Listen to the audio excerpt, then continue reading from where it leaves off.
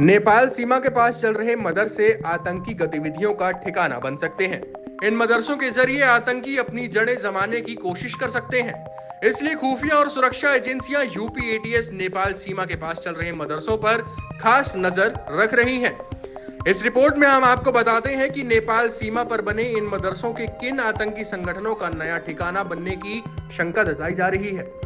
Media reports के मुताबिक al Qaeda Indian सब कॉन्टिनेंट यानी AQIS और जमात उल मुजाहिदीन बांग्लादेश के आतंकी इन मदरसों में अपना पनाह ले सकते हैं।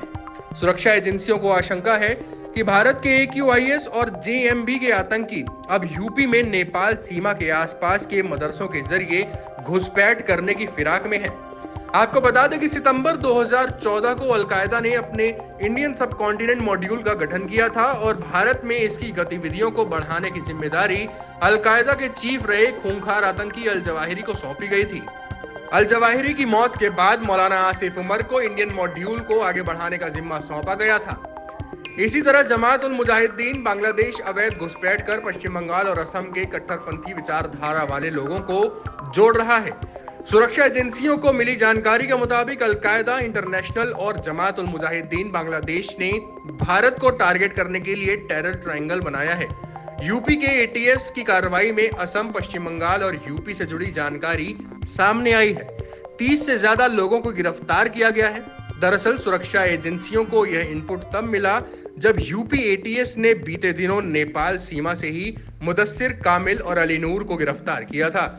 मुदस्सिर ने ही बांग्लादेशी आतंकी अब्दुल्ला ताल्हा और अली नूर को शरण दी थी।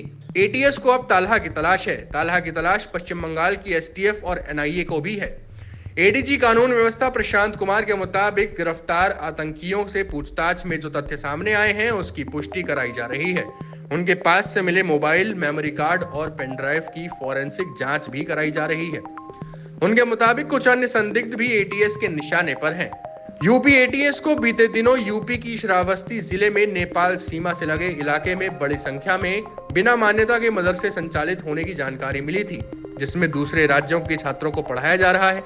श्रावस्ती के अलावा बहराइच जिले में नेपाल और भारत बॉर्डर के नो मेंस लैंड में आसपास भी मदरसों का जाल तेजी से फैलता जा रहा है। बीते 5 सालों के दौरान प्रतिबंधित क्षेत्र में करीब 150 अवैध मदरसे संचालित होने लगे हैं, जिनका रजिस्ट्रेशन तक नहीं है।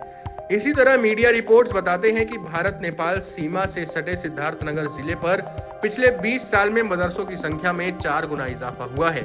बताया जाता है कि आतंकी धार्मिक पढ़ाई या फिर टूरिस्ट वीजा के नाम पर असम सीमा में बांग्लादेश से दाखिल होते हैं।